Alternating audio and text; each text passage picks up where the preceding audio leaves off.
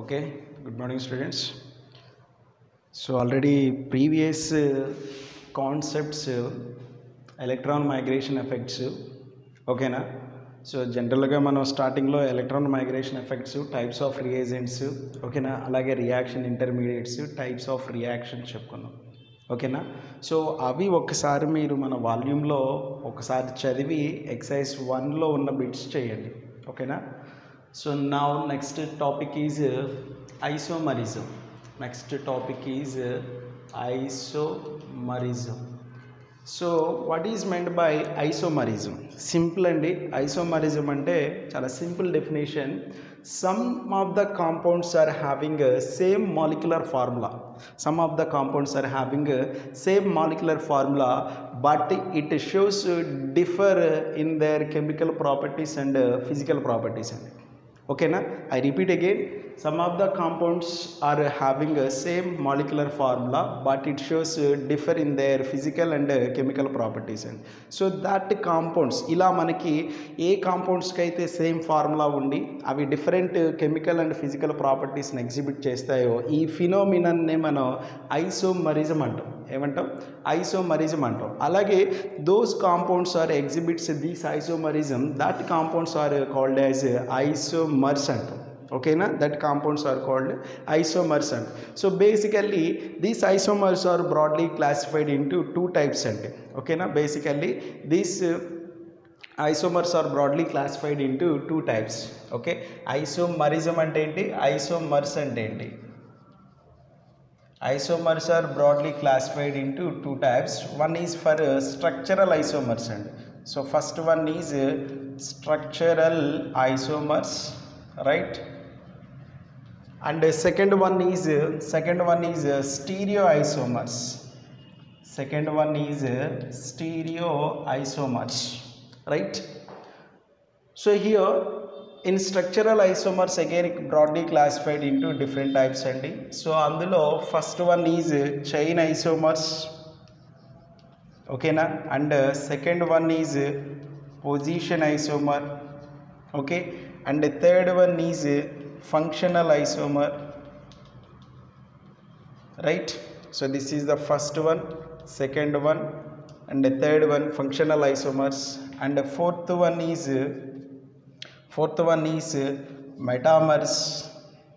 metamerism, okay, this is the fourth one, and fifth one is tautomerism.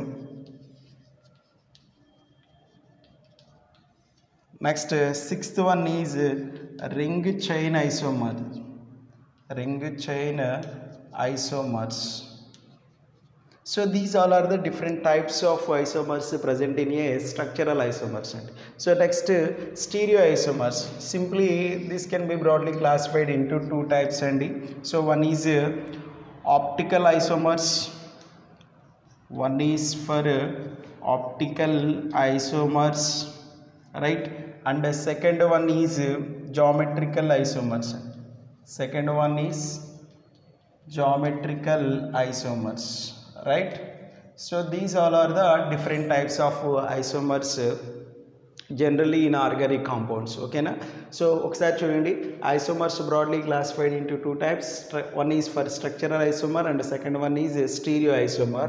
So structural isomers again classified into 6 types andi, okay. Chain isomer, position isomer, functional isomer, and fourth one is metamerism, fifth one is tautomerism, and sixth one is ring chain isomerism. So next stereoisomers. Stereoisomers are again broadly classified into two types. First one is optical isomers and the second one is geometrical isomers, okay. Now let us discuss briefly in each one, right? So you have to observe first one in structural isomer. First one, what is that? Chain isomers. And what is the first one? Chain isomer. So what is meant by chain isomer? So simple andi, chain isomers lo మనం ఎలా రాయాలి, ఆబ్జెక్టివ్లో వాడు ఏదన్నా ఒక formula ఇచ్చినప్పుడు chain ఐసోమర్స్ని ఈజీగా ఎలా రాయవచ్చు, అలాగే ఒక మాలిక్యూల్ ఎన్ని చైన్ ఐసోమర్స్ని ఎగ్జిబిట్ చేయగలదు అనేది ఒకసారి చూద్దాం. So first one you have to see chain isomer అండి. So what is meant by chain isomer? Simple అండి. So first one is chain isomer. Chain isomers. ఇక్కడ చూడండి జాగ్రత్తగా, మెయిన్గా ఈ స్ట్రక్చరల్ ఐసోమర్కి స్టీరియో ఐసోమర్స్కి ఒక్కసారి డిఫరెన్స్ చెప్పిన తర్వాత నేను ఈ చైన్ ఐసోమర్స్ గురించి చెప్తానండి. స్ట్రక్చరల్ ఐసోమర్స్లో ఆల్మోస్ట్ సేమ్ మాలిక్యులర్, అసలు ఐసోమర్స్ అంటేనే సేమ్ మాలిక్యులర్ ఫార్ములా ఉండి డిఫరెంట్ స్ట్రక్చర్ ఉంటుంది, డిఫరెంట్ మాలిక్యులర్ స్ట్రక్చర్ ఉంటుంది. బట్ ఇక్కడ ఈ స్ట్రక్చరల్కి స్టీరియోకి డిఫరెన్స్ ఏంటంటే, స్ట్రక్చరల్ ఐసోమర్స్లో molecules compounds are having same molecular formula but differ in their molecular structure అండి, that means position of the atoms are different అండి, position of the atoms or groups are different in structural isomers. But if you observe stereo isomers, molecular formula is same, okay, structure also same, but what is the difference andi? Spatial arrangement of the atoms are different andi. So that kind of isomers are called stereo isomers. ఈ స్ట్రక్చరల్లోనేమో molecular formula same ఉండి structure different ఉంటుంది, ఈ స్టీరియోలోనేమో molecular formula same ఉంటుంది అలాగే structure కూడా same ఉంటుంది, but difference is spatial arrangement is difference అండి. అది main difference between the structural and stereo isomers. Now we have to see first one chain isomer. So chain isomers, what is meant by chain isomer? Molecules are having a same molecular formula but it having a different parent hydrocarbon chain and different parent hydrocarbon chain. Simply that means hydrocarbon chain అనేది different గా ఉంటే దానిని మనం chain isomers అంటాం. ఓకేనా, వాటిని ఏమంటాం? Chain isomers అంటాం. సో ఇక్కడ మీరు గుర్తుపెట్టుకోవాల్సింది, మారాల్సింది ఏంటి? పేరెంట్ హైడ్రోకార్బన్ చైన్ మారాలి, అంటే స్కెలిటన్ ఆఫ్ కార్బన్ స్కెలిటన్ అనేది డిఫరెంట్గా ఉండాలి. So that kind of isomers are called chain isomers. Simply I will give the one example. For example, if you take butane and if you take butane CH3 CH2 CH3 తీసుకుందాం, ఓకేనా. So what is the formula అండి? How many carbons are there? C4 and how many hydrogens are there? 5. So C4H10. So this is the molecular formula. So what is the first possible structure అండి? So here this is the first possible structure, that is called N-butane. అంటాం, N-butane, right. So ఇక్కడ parent hydrocarbon చైన్లో మనకి ఎన్ని carbons ఉన్నాయి? 4 carbons ఉన్నాయి. ఇప్పుడు దీనికి chain isomers రాయడానికి సింపుల్ ట్రిక్ అండి. నెక్స్ట్ మనం చైన్ ఐసోమర్ రాసేటప్పుడు ఏం చేయాలంటే ఒక కార్బన్ని లెస్ చేసి మనం పేరెంట్ హైడ్రోకార్బన్ని రాయాలండి. అంటే ఫస్ట్ రాసిన మన మాలిక్యూల్ ఎలా ఉంది? లీనియర్గా ఉంది. ఈ పేరెంట్ హైడ్రోకార్బన్లో 4 కార్బన్స్ ఉన్నాయి. ఇప్పుడు నెక్స్ట్ పేరెంట్ హైడ్రోకార్బన్లు ఎన్ని ఉండాలి? 3 కార్బన్స్ ఉండాలి. అంటే 1 you must less the 1 carbon. అంటే సో నెక్స్ట్ మాలిక్యూల్ వచ్చేసి నేను ఏం చేస్తున్నానంటే 3 కార్బన్స్నే పేరెంట్ హైడ్రోకార్బన్ చైన్లో తీసుకున్నాను. మరి ఇంకొకటి ఎక్కడ ఉండాలండి? So that can be exist like this, అంటే it can be consider as 1 side chain అండి, ఓకేనా. అంటే you can write it CH3 అండి. So this is the next molecule, ఓకేనా. సో ఒకసారి చూడండి. సో ఇక్కడ మనకి బ్యూట్ అనేది వచ్చింది, ఇక్కడ ఏమొస్తుంది? ప్రోప్ అనేది వస్తుంది. వాట్ ఈస్ ద నేమ్ అండి? సింపుల్ ఇక్కడ 2-methyl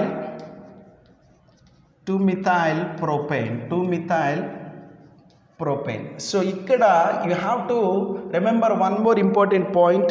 In chain isomers almost the compounds or exhibits similar chemical properties and okay na. In chain isomers almost these compounds are exhibits similar chemical properties but differ in their physical properties. Mostly their melting and boiling point and their density will be changes, okay na. Physical properties lo ekkuva changes vastayi ee chain isomers lo when compared to chemical properties, okay na. So this is the possible one of the chain isomer. And next I will give the one more example. For example, if you take a hexane and CH3 CH2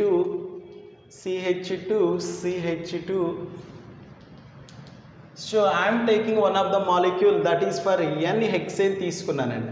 so ఇప్పుడు మనకి condition ఏంటి? Next chain isomer ఎలా రాయాలి? ఇక్కడ first రాసినప్పుడు మనకి టోటల్గా parent హైడ్రోకార్బన్లో 6 carbons ఉన్నాయి అండి. నెక్స్ట్ వచ్చేసరికి ఏం చేయాలి? 5 కార్బన్స్ని పేరెంట్ హైడ్రోకార్బన్ చైన్లో ఇంక్లూడ్ చేయాలి. అంటే రిమైనింగ్ 1 కార్బన్ ఏమవుతుంది? సైడ్ చైన్ అవుతుంది. ఓకేనా? You have to see like this, 5 carbons are there and 1 carbon can be exist side chain. So what is the name of this one? 3-methyl pentane. So this is called 3-methyl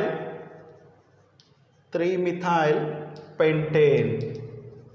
Okay na? So this is the second possible structure andi. So ఇప్పుడు next ఏం చేయాలి? మనం ఇందాక ఇనీషియల్గా 5 ఉంటే next స్ట్రక్చర్కి వచ్చేసరికి ఇనీషియల్గా 6 ఉంటే నెక్స్ట్ స్ట్రక్చర్కి వచ్చేసరికి 5 పెట్టినాం. ఇప్పుడు నెక్స్ట్ థర్డ్ వన్ ఏం చేయాలి? 4 రాయాలి. అంటే you have to less the 1 more carbon.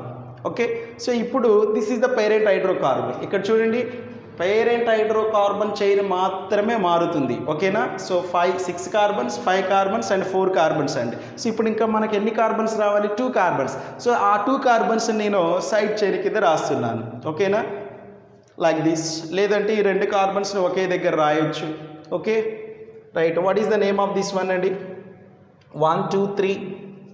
So here 2, 3, dimethyl 2, 3, dimethyl butane. ఓకేనా? 2, 3, dimethyl butane. So you have to observe, ఈ మాలిక్యూల్కి మనం ఇంకొక పాసిబుల్ కూడా రాయొచ్చు. For example this methyl group, if you keep the second position, what happens to get 2-methyl pentane అండి. If you get 2-methyl pentane, ఎందుకని? ఇది మనలో పొజిషన్ ఐసోమర్కి వస్తుంది, బట్ దాన్ని కూడా రాయొచ్చు. ఓకేనా? సో నెక్స్ట్ ఇంకేం రాయొచ్చు? ఇప్పుడు నెక్స్ట్ ఏం చేద్దాము? ఫస్ట్ ఈ థర్డ్కి వచ్చేసరికి మనం 4 కార్బన్స్ పెట్టాము. నెక్స్ట్ వచ్చేసి 3 కార్బన్స్ పెడదామండి. ఓకేనా? So 3 carbons. ఇంకెన్ని రావాలి మనకి? ఇంకా 3 కార్బన్స్ రావాలి. అంటే ఇప్పుడు నేను ఇక్కడ ఒక కార్బన్ రాస్తున్నాను, ఇక్కడ ఒక కార్బన్ రాస్తున్నాను. ఇప్పుడు ఎన్ని వచ్చినాయి? 4 వచ్చేసినాయి. 5 వచ్చేసినాయి. And 1 more carbon I can write like this. So మనం ఇక్కడ ఇందాక చెప్పుకున్నాం, ఈ 2 సబ్స్టిట్యూటెంట్స్ని ఎయిదర్ డిఫరెంట్ కార్బన్ కన్నా ఇవ్వచ్చు, లేదా సేమ్ కార్బన్ కన్నా ఇవ్వచ్చు. అంటే ఇప్పుడు ఇక్కడ పాసిబుల్ స్ట్రక్చర్ ఏమైంది? 2, 2 dimethyl butane అయింది. ఓకేనా? So these all are the isomers of this molecule. What is the molecular formula? C6. Okay, C6H14. C6H14. So this is the molecular formula and these all are the possible isomers and these all are the possible isomers, right? So next I will give the one more example. For example, if you take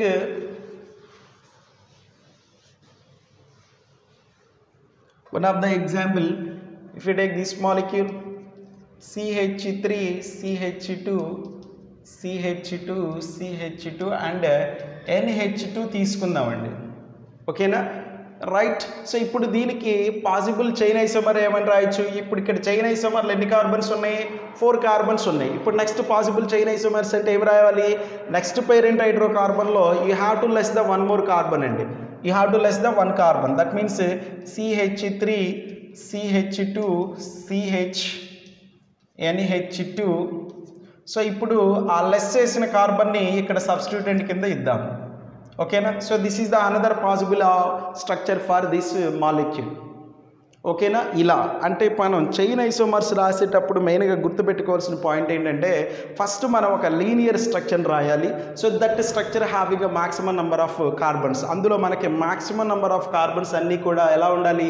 లీనియర్గా ఉండాలి. It does not having any side chains or branches. So next దాని isomer రాసేటప్పుడు ఏం చేయాలి అంటే, ఆ first ఉన్న parent హైడ్రోకార్బన్లు ఎన్ని కార్బన్స్ అయితే ఉన్నాయో దానికి ఒక కార్బన్ని లెస్ చేసి నెక్స్ట్ పేరెంట్ హైడ్రోకార్బన్ని ఫ్రేమ్ చేయాలి. ఆ లెస్ చేసిన 1 కార్బన్ ఎక్కడ ఎగ్జిస్ట్ అవుతుంది? ఒక సైడ్ చైన్గా లేదా సబ్స్టిట్యూటెంట్గా ఎగ్జిస్ట్ అవుతుంది. నెక్స్ట్ థర్డ్ స్ట్రక్చర్కి వచ్చేసరికి సెకండ్ స్ట్రక్చర్లో ఎన్ని కార్బన్స్ అయితే ఉన్నాయో మరలా దానికి ఇంకొక కార్బన్ లెస్ చేసి రాయాలి. సో ఇలా రాసుకుంటూ వెళ్తే మనకి పాసిబుల్ చైన్ ఐసోమర్స్ అనేవి ఈజీగా రాయొచ్చు. అలాగే ఈజీగా అవి ఎన్ని ఐసోమర్స్ని ఎగ్జిబిట్ చేస్తాయి అనేది ఫైండ్ అవుట్ చేయొచ్చు. ఓకేనా? So this is the chain isomers. This is the chain isomer అండి. So next one is position isomer. Next one is position isomer. So ఏంటి పొజిషన్ ఐసోమర్? సో ఇక్కడ యూ హ్యావ్ టు అబ్జర్వ్, మనం ఇందాక ఏం చెప్పాం, chain isomers అన్నాం. Chain ఐసోమర్స్లో parent hydrocarbon chain అనేది డిఫరెంట్గా మారుతూ వస్తుంది. ఓకేనా, ప్రతి స్ట్రక్చర్లోని డిఫరెంట్ పేరెంట్ హైడ్రోకార్బన్ అనేది వస్తుంది. బట్ ఈ పొజిషన్ ఐసోమర్స్కి వచ్చేసరికి all the isomers are having same parent hydrocarbon chain. ఓకేనా, all the isomers are having same parent hydrocarbon chain, only the differ is position of the functional group. ఓకేనా, లేదా position of the substituent or position of the double bond or triple bond. ఓకేనా, అంటే ఇక్కడ మనకి ఈ position ఐసోమర్స్లో ఏమి డిఫరెన్స్గా ఉండాలి, ఏమి సిమిలర్గా ఉండాలి అంటే, సిమిలర్గా ఉండాల్సింది ఏంటి, ఆబ్వియస్లీ పేరెంట్ హైడ్రోకార్బన్ ఎప్పుడు కూడా సిమిలర్గా ఉండాలి. బట్ డిఫరెంట్గా ఉండాల్సింది ఏంటి, ఫంక్షనల్ గ్రూప్ యొక్క పొజిషన్ అనేది డిఫరెంట్గా ఉండాలి, లేదా సబ్స్టిట్యూటెంట్ పొజిషన్ అనేది డిఫరెంట్గా ఉండాలి. అలాగే unsaturation, that means double bond or triple bond position అనేది డిఫరెంట్గా ఉండాలి. సో అలా ఉన్న వాటిని మనం ఏమనొచ్చు అంటే పొజిషన్ ఐసోమర్స్ అంటాం. ఓకేనా, so you have to observe the molecular formula, the compounds are having same molecular formula but differ in their position of the substituent or functional group or unsaturation, that means double bond or triple bond. So that is called position isomer. So second one ఏంటిదండి, position isomer. Position isomer, I repeat again. So ఇక్కడ main condition ఏంటి, all the isomers are must having same hydrocarbon chain. Only difference is the position of the substituent or functional group and position of the double bond or triple bond. ఇది మాత్రమే difference గా ఉండాలి. So that kind of isomers are consider as position isomers. Simple, I will give the one example.